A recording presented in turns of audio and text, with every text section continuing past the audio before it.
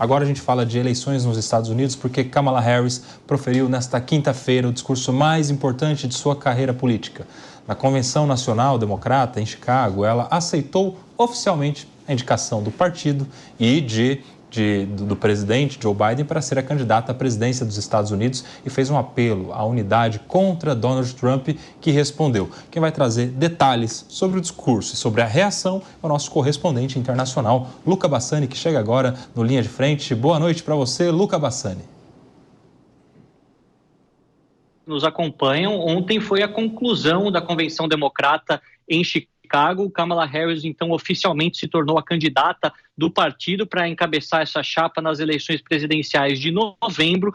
E nesses 4 dias tivemos falas das mais diversas personalidades do partido, os antigos presidentes Bill Clinton e Barack Obama, também Michelle Obama, Hillary Clinton, que foi candidata em 2016, entre outros políticos regionais, governadores, deputados e prefeitos, que também endossaram a candidatura de Kamala Harris. Ela, no seu discurso de fechamento, disse que aceita essa honra de forma muito feliz e que lutará durante a campanha para mostrar que o país está unido contra Donald Trump e tudo aquilo que ele representa. Ela se comprometeu mais uma vez com o direito reprodutivo das mulheres, basicamente dizendo que pautará novamente o direito ao aborto dentro dos Estados Unidos, as questões migratórias e também tudo que envolve a saúde pública no país, que é sempre um tema muito cobrado pelos eleitores democratas, por eleitores também da classe média, que não conseguem arcar com as contas muito caras neste quesito. Ao mesmo tempo, nós temos a resposta de Donald Trump, que diz que com Kamala Harris o país não terá futuro e também concluiu dizendo que todas essas promessas poderiam ter sido cumpridas, já que Kamala Harris é a vice-presidente do país nos últimos 3 anos e meio, teve uma posição de poder, de influência e não o fez, então acredita que tudo isso que tem sido falado e prometido na campanha não se concretizará. Segundo as últimas pesquisas, nos estados-chave, nos estados pêndulos, 6 deles estão está muito parelha essa disputa, mas a gente vê um novo respiro da campanha democrata, que em estados que já estavam sendo considerados completamente ganhos pelos republicanos, agora há de fato uma eleição mais competitiva, exemplo do Michigan, Wisconsin e Pensilvânia, e tudo leva a crer que será uma disputa decidida nos mínimos detalhes pelos eleitores indecisos nos últimos dias da campanha, lá no final de outubro, começo de novembro. Vai ser interessante ver e analisar aqui com a nossa audiência à medida que formos nos aproximando da eleição.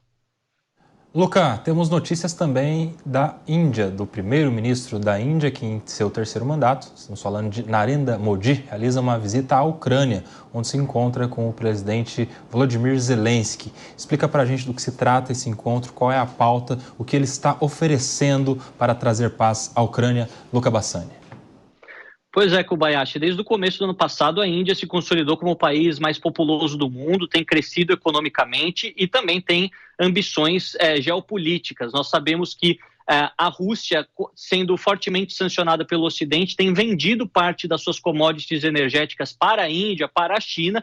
Então, os indianos, na figura do seu primeiro-ministro, Narendra Modi, têm tentado criar uma ponte como uma figura neutra, mais ou menos o que o Brasil tentou e não conseguiu, por não ter não sentar-se na mesma mesa que senta-se a Índia, a China e outros países mais importantes, mas visitou aqui o presidente Putin no mês passado, em julho, reafirmou os seus laços de amizade com a Rússia e depois de ter sido cobrado pelas potências ocidentais para mostrar uma postura de neutralidade, hoje foi a Kiev, a Ucrânia, onde se encontrou com o presidente Zelensky também para ser uma ponte entre os dois beligerantes. Nós vemos que durante os últimos anos a Índia tem tentado se consolidar como uma potência asiática, fazendo a contraposição com a China, que é mais poderosa de fato economicamente, mas sendo aquele preâmbulo entre os dois lados da moeda. A gente vê que a primeira visita de um primeiro-ministro indiano à ex-república soviética da Ucrânia, né, desde a sua independência em 91, nunca um primeiro-ministro indiano tinha visitado a capital, então é algo muito positivo para a relação entre os dois países e também, de fato, vai ser interessante analisar se essa visita vai surtir algum efeito na pressão que a Índia pode fazer perante a Rússia para tentar dissuadir o presidente Putin de continuar com as suas ofensivas na Ucrânia ou convencer os dois lados a encontrar uma saída pacífica diplomática para este conflito, algo que muitos líderes mundiais tentaram durante os últimos 2 anos e meio.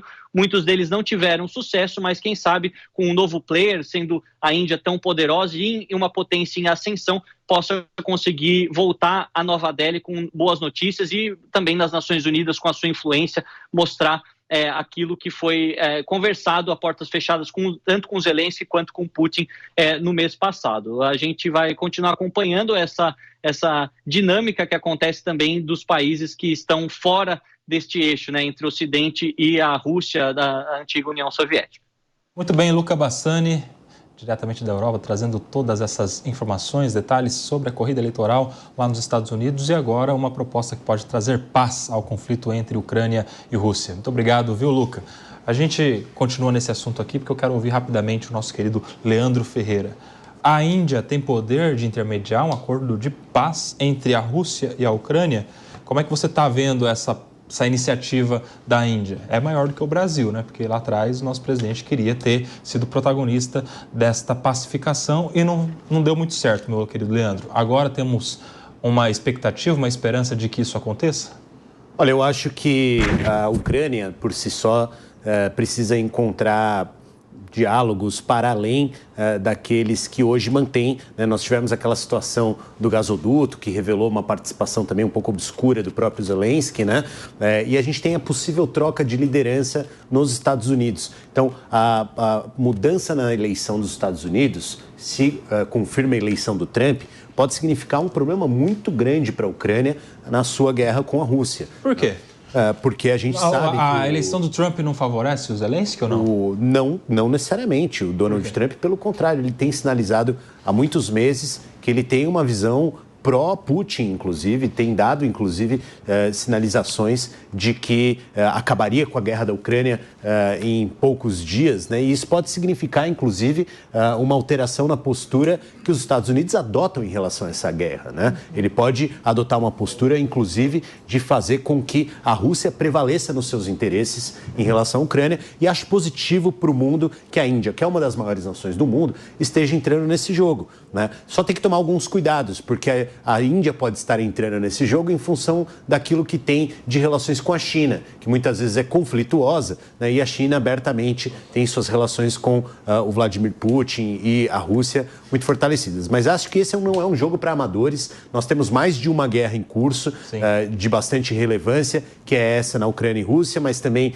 Israel e o Hamas na Palestina. Eu acho que ambas precisam de solução, ambas têm um problema humanitário muito grande, né? E é importante que as nações se posicionem no sentido de distensionar e atender os interesses, principalmente daquelas populações oprimidas, como na Ucrânia e na faixa de Gaza. O Diego Tavares, se a gente pega, por exemplo, os discursos do Trump antes da confirmação da desistência do Joe Biden e depois confirmação da Kamala Harris como candidata do Partido Democrata, os discursos do Donald Trump eram justamente no sentido de que se fosse ele o presidente dos Estados Unidos no lugar do Joe Biden, não teríamos nem a guerra da Rússia com a Ucrânia e nem o ataque terrorista do Hamas a Israel. Sem dúvida. Ele, inclusive, usa esses conflitos mundiais que falamos aqui há pouco, citados inclusive pelo Leandro, o conflito de Israel, o conflito da Rússia e da Ucrânia, como prova da fraqueza do Joe Biden e da liderança democrata à frente dos Estados Unidos. Como é que você vê o impacto das eleições norte-americanas no restante do mundo? Para o Leandro, uma eleição de Trump seria, inclusive, prejudicial à Ucrânia. Você concorda com ele? Eu acho que o Leandro fez uma boa leitura a respeito. Você vai concordar a segunda vez aqui com o Leandro? Vou concordar, você é obrigado a concordar. Até o final do programa. Não pelos mesmos motivos, Mas eu acho sim, Koba, que a presidência dos Estados Unidos, o presidente dos Estados Unidos, ele tem um compromisso não somente com o povo americano, ele tem um compromisso com o mundo todo, principalmente com o mundo ocidental. Historicamente, os Estados Unidos sempre desempenharam esse papel de grande xerife do mundo. Um contrapeso aos anseios dessas ditaduras orientais. Então, muitas dessas guerras, de fato, ocorreram porque o presidente Joe Biden não personificou essa força que os Estados Unidos devem representar no cenário geopolítico. Então, eu concordo que se o presidente Donald Trump fosse o presidente da ocasião, tivesse por acaso sido reeleito, os russos não teriam promovido essa incursão na Ucrânia, o que, de certa forma, preserva os interesses russos, que também estão se fragilizando muito com a guerra, e preservaria principalmente os interesses ucranianos, que não perderiam grande parte do seu território, como estão perdendo. Da mesma forma, acho que seria evitado o conflito entre Israel e Hamas. Então, concordo com a conclusão do Leandro, mas estou adotando aqui um caminho totalmente diferente para chegar lá. Agora são 15 horas e 37 minutos. Fique atento, porque a qualquer momento poderemos ter 3 concordâncias do Diego com o Leandro Ferreira. E nós vamos tocar uma música, se isso Música no Pingos nos Is, né? Pede música no Pingos nos Is. Pede música nos Pingos nos Is, exato.